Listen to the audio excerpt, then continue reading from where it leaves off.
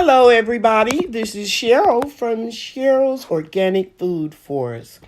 I'm very happy to be able to share how my garden has survived all of the flash flooding type of rain that we received over the last 2 weeks.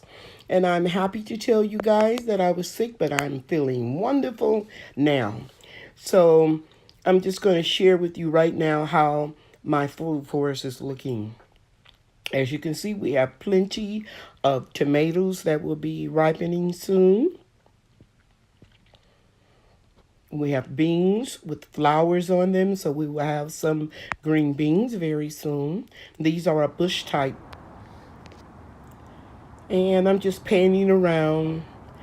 Everything needs to be cleaned up, but I couldn't get to it because it was raining so bad. Or so much, I should say.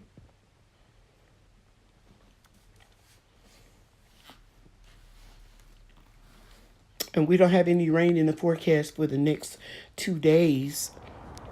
So I'm hoping that a lot of this will dry out. And that is my new tea garden project that I was working on. Right there at the back of the fence where it used to be a crepe myrtle tree. And that's the hugelkultur that has really decomposed.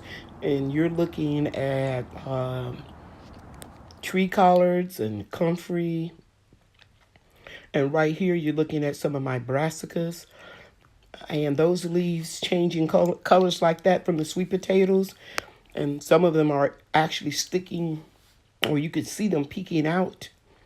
I have some carrots that need to be thinned. I couldn't do it because it was just too wet. More sweet potatoes that need to be harvested. I'm going to try to let them dry out before I get started harvesting them. Again, more brassicas and more sweet potatoes. I have sweet potatoes growing in 5 containers. Wow, look at Banana Alley. It needs to be cleaned up. I have a lot of debris I need to move and get back in the greenhouse. And I'm just panning around the back of the food forest. And that greenhouse right there, I'm going to have it taken down. And right here where you see this bed all the way to the next to the fence, I'm going to have hopefully next weekend a greenhouse installed that will house that raised bed. And here you're looking at some of the plants under the gazebo. More sweet potatoes. More tomatoes. Have some growing in 1, 2, 3 garden beds. Another look at my favorite garden bed. Some of the dwarf pear trees that I planted.